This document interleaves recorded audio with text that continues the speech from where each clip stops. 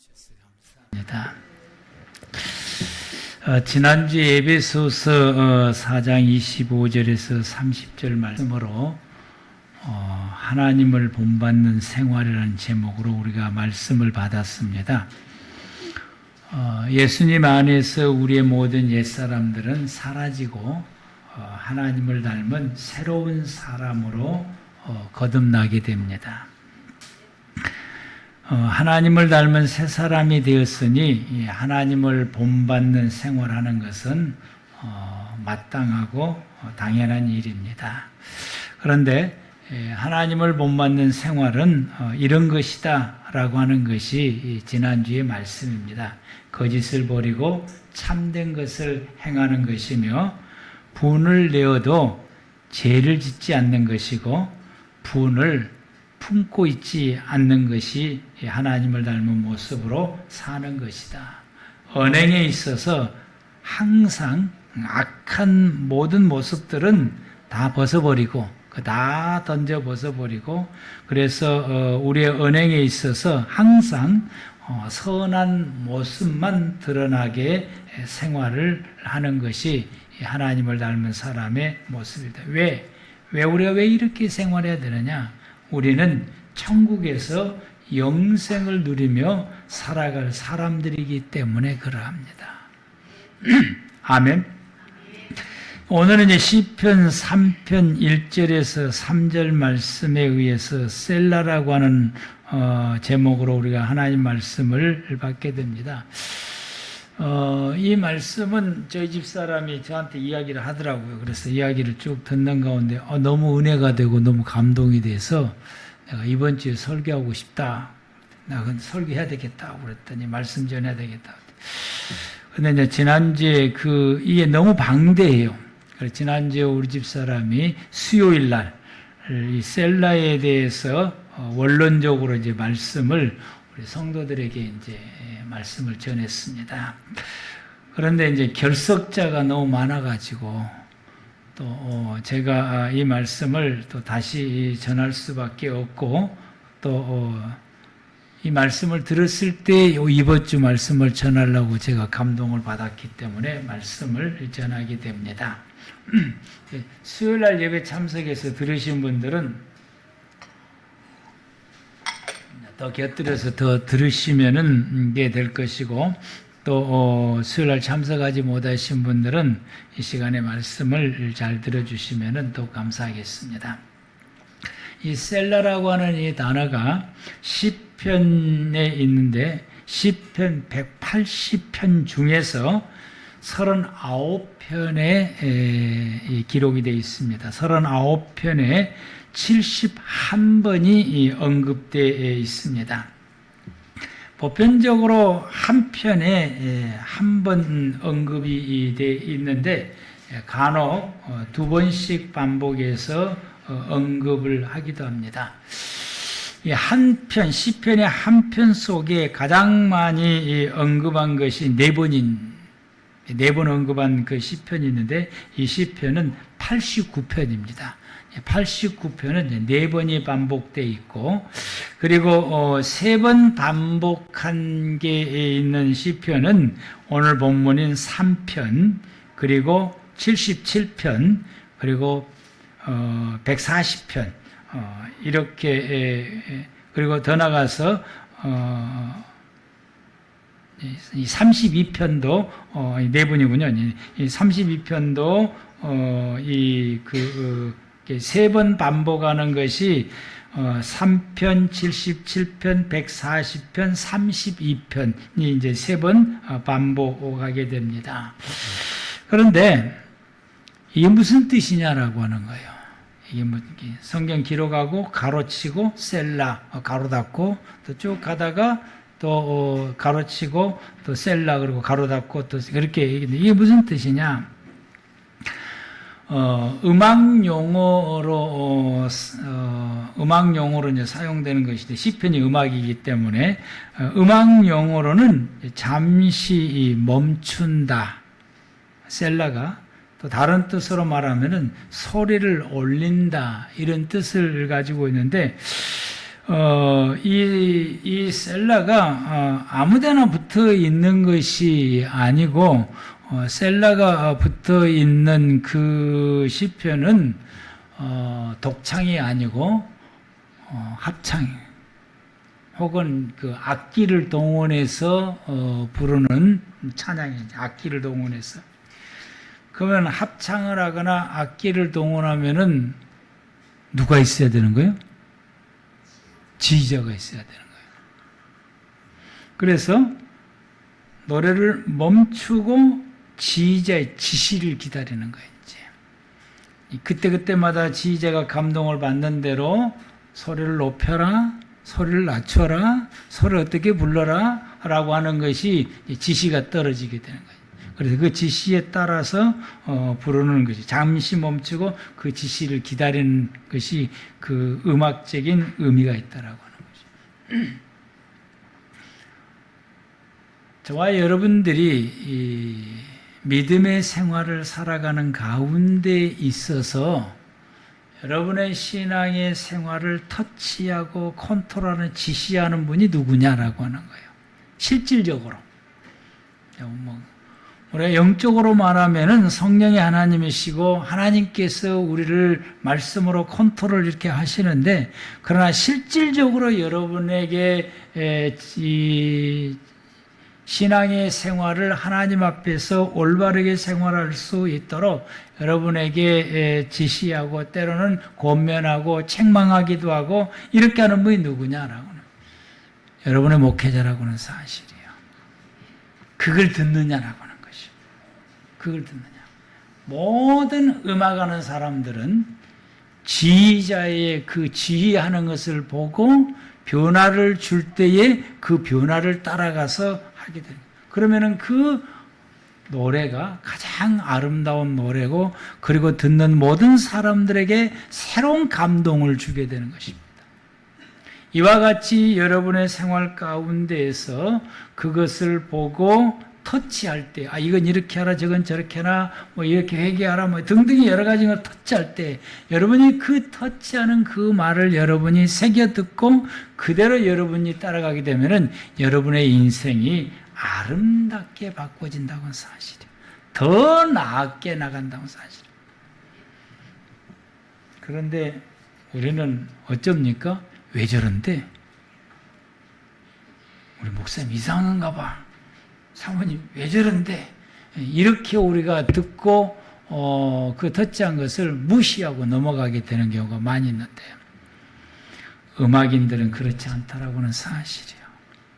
우리는 이와 같이 이 음악인처럼 지휘자가 내게 뭐라고 이렇게 표시할 때 거기에 따라가는 것처럼 저와 여러분들이 이와 같이 나를 지도해 주신 분들의 그 지도를 따라갈 줄 아는 지혜로운 하나님의 사람들이 되기를 바랍니다. 아멘. 영번 기분 나쁜가 봐. 아멘이 잘 안 나와. 늘 느끼는 거지만은 그러니까 제가 사례가 들어보자는지 늘 느끼는 거지만은 이런 강조를 하게 될 때는 조용하더라고. 여러분들이 우리 또 목사님 또 이게 뭔 소리를 한다냐 그러고 또 아멘. 할렐루야. 두 번째로는 이 기도하는 사람에게 이게 의미가, 기도하는, 내가 이제 기도할 때, 기도를 할 때에 기도를 쫙 하다가 멈추라는 거예요. 셀라가 나오면은 딱 멈추라는 거예요. 왜 멈추느냐? 저분의 음성을 듣기 위해서, 하나님의 음성을 듣기 위해서 기도를 쫙 하다가 이 셀라 이 부분이 멈추고 하나님의 음성을 들으라는 것이죠. 여러분들이 기도할 때 기도하시다가 멈추고 하나님께서 지금까지 내가 드리는 그 기도에 대해서 하나님이 뭐라고 말씀하시는지 여러분 멈추고 귀를 기울여서 주의 음성을 들으려고 잠시 멈춘 적이 있으십니까? 기도가 이렇다라고 하는 것이죠. 기도가. 그렇게 하라. 그런 의미를 가지고 있어요. 셀라가 나오면은 딱 멈추고 주님이 뭐라고 하시지? 세 번째로는 하나님의 말씀을 이제 읽을 때 이제 이 부분에 대해서 유대인들이 이렇게 풀어놨어요. 하나님의 사람들이 하나님의 말씀을 읽다가 어떤 말씀이 감동이 되거나 마음에 딱 찔림이 왔을 때에 거기서 멈추고 앞뒤를 반복해서 그 말씀을 읽어서 그 말씀이 의미한 바가 뭔지를 알고 깨달아야 된다라고. 그래서 이 말씀을 쭉 읽다가 그 말씀에 감동이 되잖아요. 아니면 그 말씀 쭉 읽는데 찔림이 오잖아요. 그러면 그 찔림이 오면 계속해서 나가는 것이 아니라 찔림 상태로 계속해서 나가고 감동 상태로 계속해서 뒤를 이어간 거야. 거기서 멈춰서 앞뒤를 다시 반복해서 보면서 이 찔림이 어떤 것인지 내가 정확하게 이해를 해야 되는 것이. 이 감동이 어떤 것인지를 정확하게 이해할 수 있도록 반복해서 말씀을 읽어라. 그래서 이 찔림 혹은 이 감동, 깨달음 뭐 이런 것이 어떤 것인지를 우리가 정확하게 알아야 그 다음에 신앙의 행동을 할 수 있기 때문에 그러합니다. 이 셀라는 다윗이 시가 아닌 다른 시편에서도 언급되지만 대부분이 이 다윗의 그 기도에서 언급이 됩니다.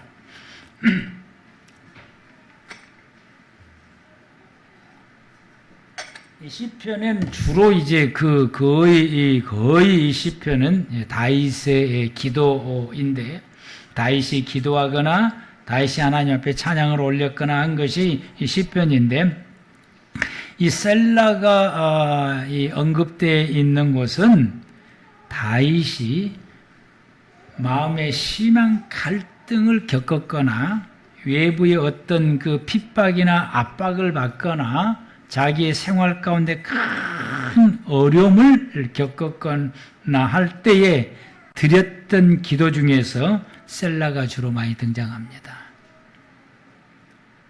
억울한 일을 당했거나 낙심돼서 절망 중에 있어서 그 절망을 견디지를 못하고 몹시 힘들 때에 하나님 앞에 기도를 드릴 때에 그런 기도 중에서 이 셀라가 언급됩니다. 우리가 시편 3편 말씀을 다시 한번 보면은 그 표제가 있어요. 표제를 보면은 다윗이 그의 아들 압살롬을 피할 때에 지은 시 이렇게 나온 거예요. 압살롬을 피할 때에 하나님 앞에 드리는 이 기도입니다. 이건 사무엘하 16장에 기록되어 있는 말씀 상황이 사무엘하 16장이 있는데 그의 아들 압살롬이 이제 반란을 이제 일으키죠. 반란을 일으키니까 헤브론에서 이제 반란을 일으키니까 그동안에 다윗을 따랐던 수많은 신하들 아주 그 신하들이 다 압살롬한테 다 넘어가 버렸어요. 이제. 압살롬을 다 따르고 압살롬과 함께 다윗을 대적하는 반란을 일으키게 됩니다. 특히 함께 평생을 함께 다윗을 도왔고 함께했던 책사 아히도벨이 압살롬에게 간 거예요. 이제 이분이 압살롬에 가면은 10중 8구 다윗은 이 전쟁에서 지게 됩니다. 이 압살롬의 머리가 보통이 아니라 전쟁을 어떻게 하면 이기는지를 너무나 잘 아는 사람이에요. 그분이 그에게 가버렸으니 다윗의 시대는 이제는 끝이 났구나. 그래서 이 다윗이 도저히 안 돼서 예루살렘 도성을 비우고 피신해서 도망을 가게 됩니다. 광야로 도망가게 되는데 광야로 도망을 가게 되니까 이것을 보았던 사울 가문의 사람이었던 시므이가 아주 악담을 퍼붓고 저주를 퍼붓게 됩니다. 그러자 보다 못한 그의 부하 아비새가 이렇게 말합니다. 사무엘하 16장 9절에서 12절 말씀부터까지 보면은 수루야의 아들 아비새가 왕께 여짜오되 이 죽을 개가 어찌 내 주 왕을 저주하리까 청하건대 내가 건너가서 그의 머리를 베게 하소서 하니, 이 시므이가 어떻게 악담을 뽑았는지 이 아비새가 듣다가 안 되니까 왕한테 말해요. 허락해 주시오. 가서 죽이겠습니다.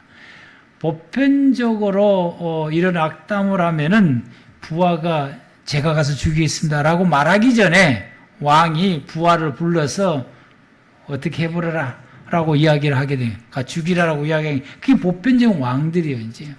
근데 이 다윗 왕은 그 저주를 다 듣고 있으면서도 이 부하에게 가 죽이라는 말을 하지 않으니까 이 아비새가 듣다가 더 이상 들을 수가 없어서 왕에게 청한 것이다. 내가 가서 죽이겠습니다.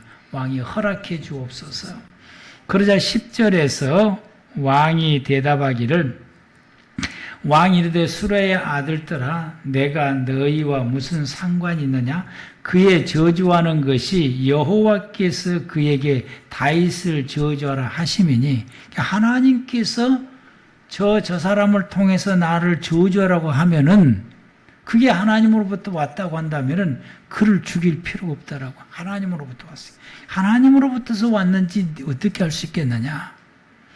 그래서 그가 저주하는 것이 이 하나님께로부터 왔다고 한다면은 어떻게 하겠느냐? 그래서 이 다윗이 아비새와 그 모든 신하에게 이르러서 내 몸에서 난 내 아들도 내 생명을 해치려고 그러는데 저 사람이 나를 저주하는 거야. 당연한 거 아니냐?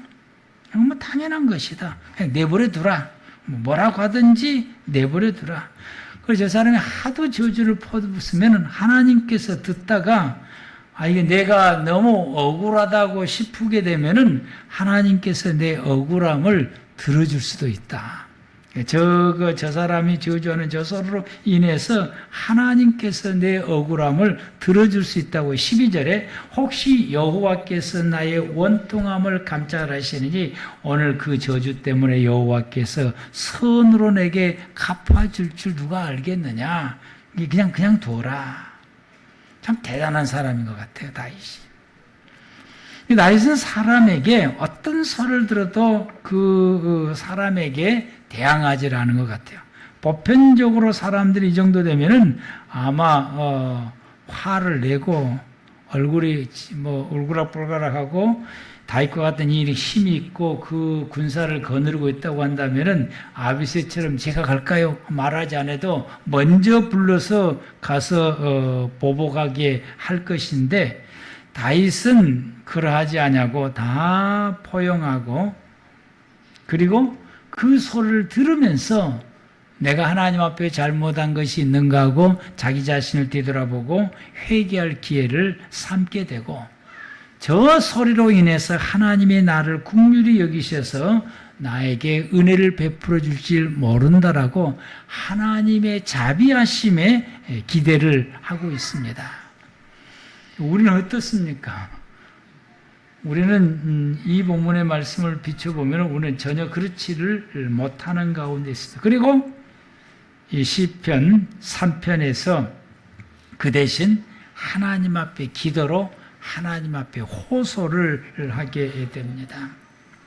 그리고 하나님께 따지고 하나님께서 내 억울함을 풀어주라고 이와 같이 기도하게 되는데 여기에 이제 셀라가 등장하게 됩니다. 우리가 시편 3편 1절 말씀부터서 보면은 여호와여 나의 대적이 어찌 그리 많은지요 일어나 나를 치는 자가 많으니이다. 많은 사람이 나를 대적하여 이 말하기를 그는 하나님께 구원을 받지 못한다 하나이다. 여러분 여기까지 이 기도는 나를 드러내는 기도예요.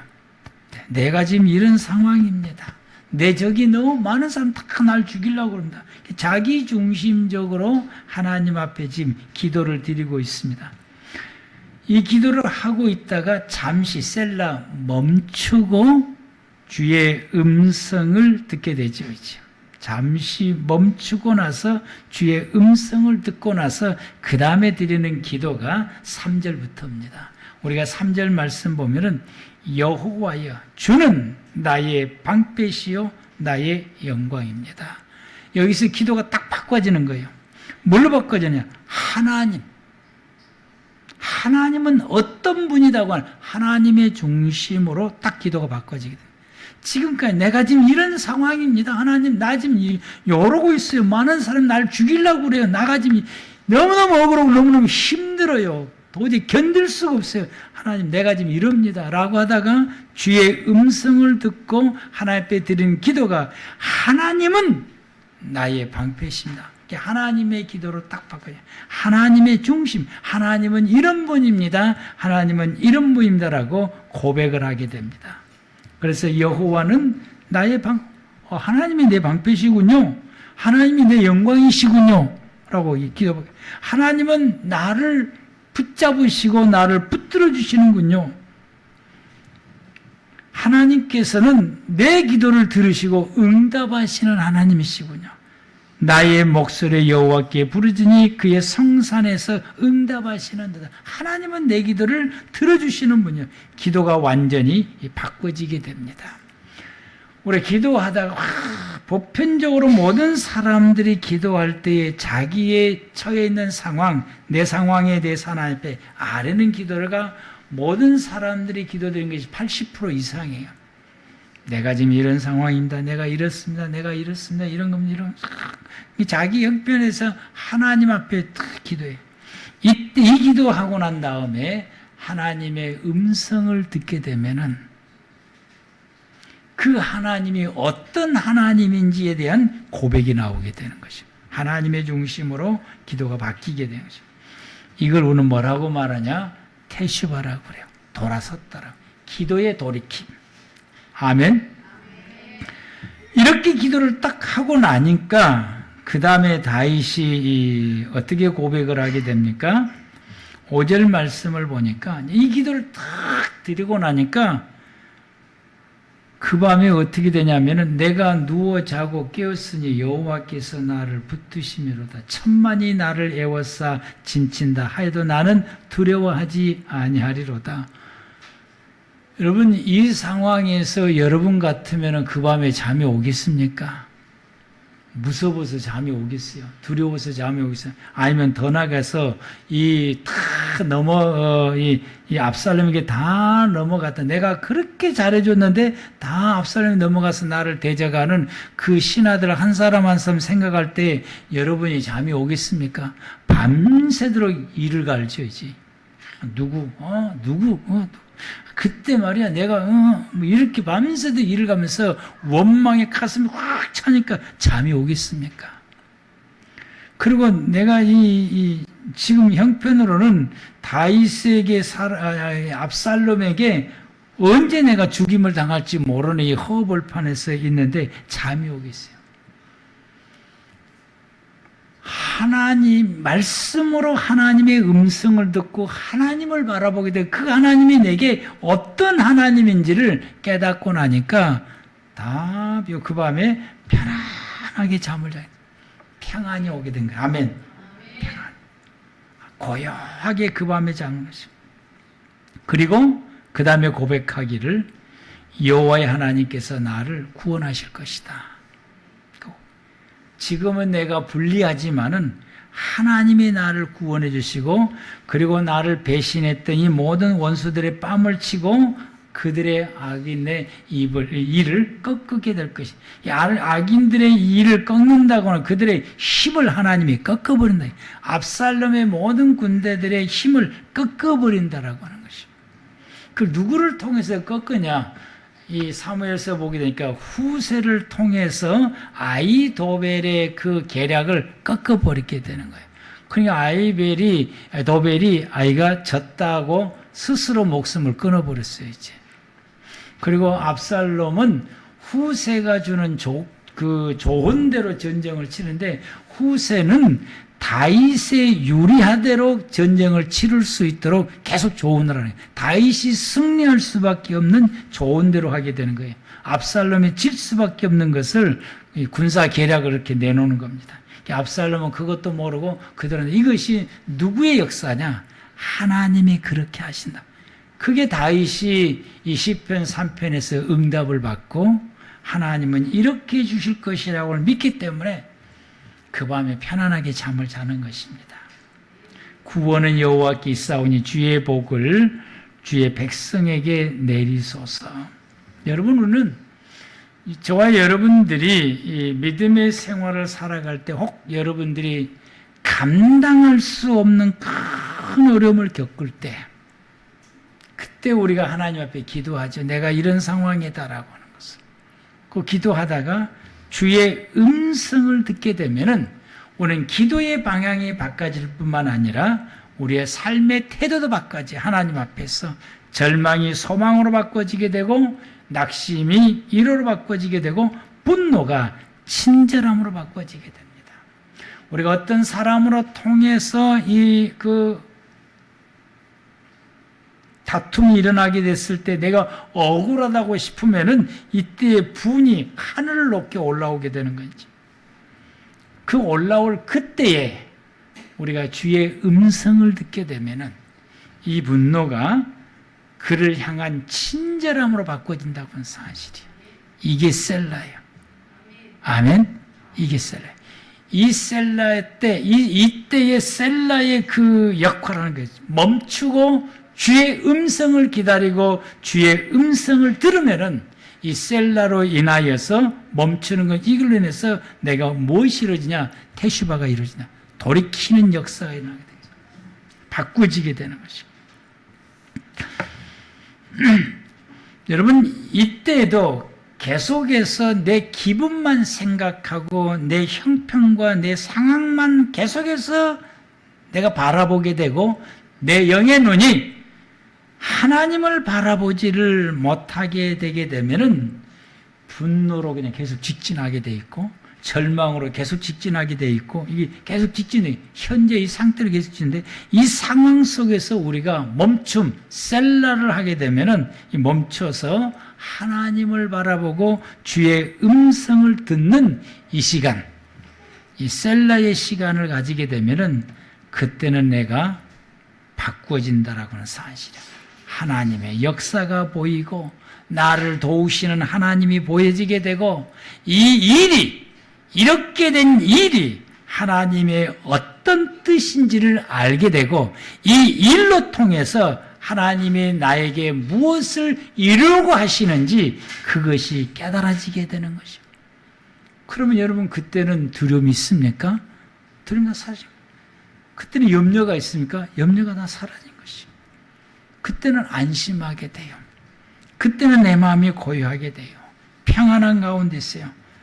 그때까지 잠 못 자는 것이 잠을 잘 수가 있습니다. 그때까지 음식을 못 먹을 수밖에 없는 상황이, 그때는 음식이 넘어가게 되는 것이요.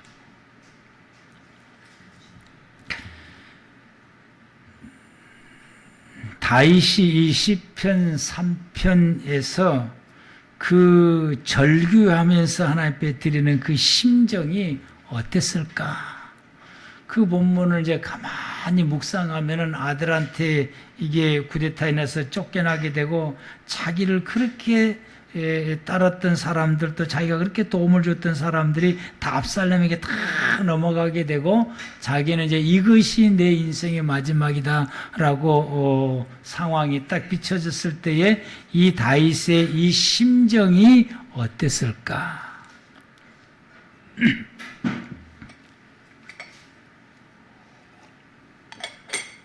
말로 표현할 수 없겠지요.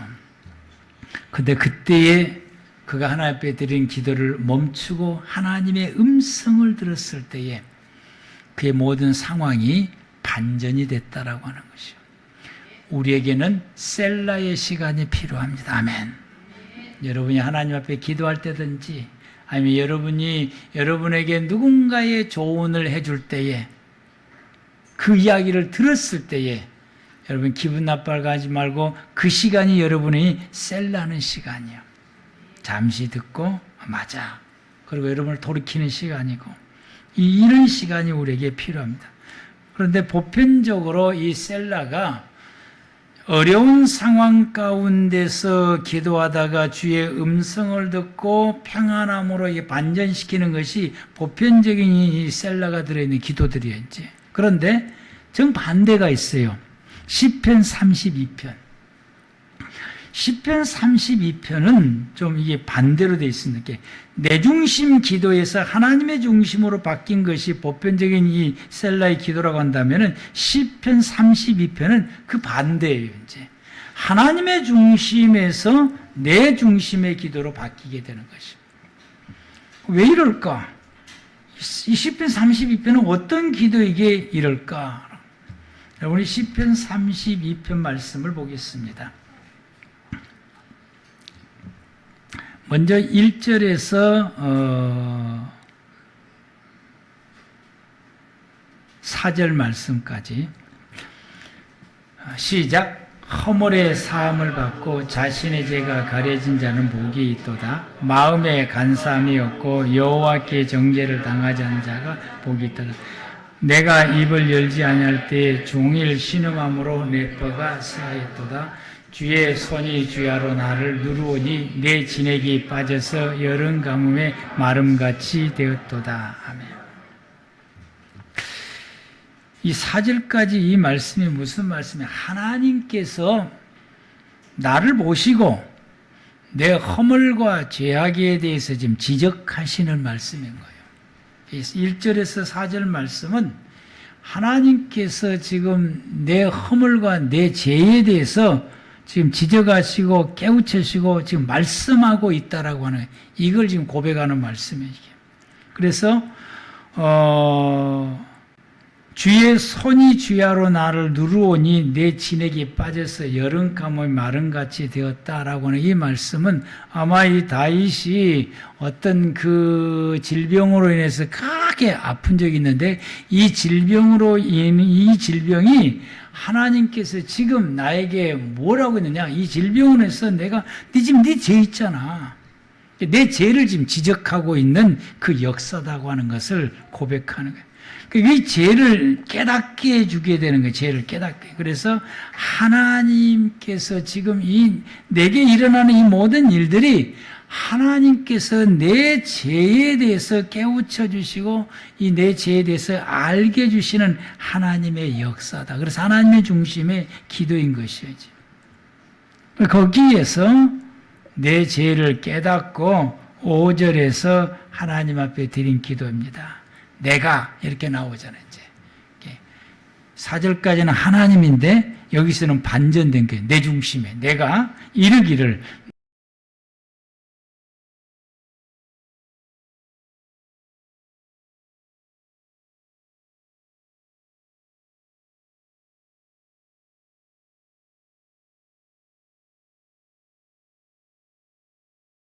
그리고 5절에서 나를 돌아보고 내 죄를 깨닫고 그 죄를 하나님 앞에 회개했다.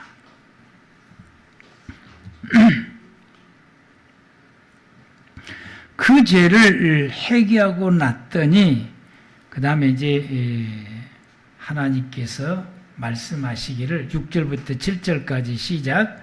이로 말미암아 나의 모든 경건한 자는 주를 만날 길을 얻어서 주께 기도할지라. 진실로 홍수가 범람할지라도 그에게 미치지 못하리니 주는 나의 은신처니 환난에서 나를 보호하시고 구원의 노래를 들으시리로다. 아멘. 회개하고 났더니 이제 이 셀라가 나오죠. 회개하고 났더니 하나님을 새롭게 만나는 기회를 가지게 되는 것이죠. 그 전에는 죄를 지적하시고 책망하시는 그 하나님이었는데 내가 그 죄를 회개하고 났더니 하나님께서 그 다음에 만나는 하나님은 어떤 하나님이냐? 내 기도를 들으시는 하나님. 죄를 회개하고 났더니 그 다음에 만나는 하나님 어떤 하나님? 나의 기도를 들으신 하나님이시고 그리고 나를 보호해 주시는 하나님. 홍수가 범람할지라도 그 홍수가 내게 미치지 못하도록 나를 보호하시고 주님은 내 은신처가 되어서 나를 무너뜨리는 환난이 나를 무너뜨리지 못하도록 7절에서 환난에서 나를 보호해 주시는 하나님으로 만나게 되는 것이죠. 그것을 깨닫고 그리고 이제 그러고 나서 셀라죠. 7절에서 그러고 나서 다시 멈추고 그 다음에 어떤 고백을 하느냐. 8절에서 9절 시작. 내가 내 갈 길을 가르쳐 보이고 너를 주목하여 훈계하리로다. 너희는 무지한 말이나 노새가 되지 말지어다. 그것을 제갈과 굴레로 단속하지 아니하면 너에게 가까이 가지 아니하리로다. 아멘. 그리고 나서 하나님은 이런 하나님이시구나 라고 하는 것을 깨닫고 난 다음에 다시 멈추고 나서 그 하나님을 묵상하게 되니까 그 하나님께서 내게 말씀하시는 것이죠. 내가 어떻게 살아야 되는지, 내가 어떻게 인생의 길을 걸어가야 되는지 하나님이 내게 끊임없이 훈계하시고 말씀하시는 그 하나님. 아멘. 그리고 내가 이 모든 말씀들을 내가 듣지 아니하면은 노새같이 될 수밖에 없고 내 입에 재갈을 물릴 수밖에 없다라고 하는 것이죠. 하나님이 나를 억지로 끌고 가야 되니까 내 입에 재갈을 물릴 수밖에 없다. 그러므로 하나님이 나에게 말씀하시고 나를 이끄시고 내게 훈계하실 때 내가 그 말씀을 듣고 이 무지한 노새처럼 거역하거나 거부하고 반항하지 아니하고 재갈에 물리지도 아니하고 즉시 주님께 순종하고 복종하고 나아가야 되겠다고 결단하고 다짐하는 말씀이 8절에서 9절 말씀입니다. 우리 모두 이 다윗처럼 이 셀라를 할 줄 아는 저와 여러분들 되기를 바랍니다. 아멘. 이 셀라를 함으로 통해서 우리가 하나님 앞에서 즉시 돌이키는 이 테슈바하는 우리 꿈의 교회 모든 성도 여러분들 되기를 축복합니다. 기도하겠습니다.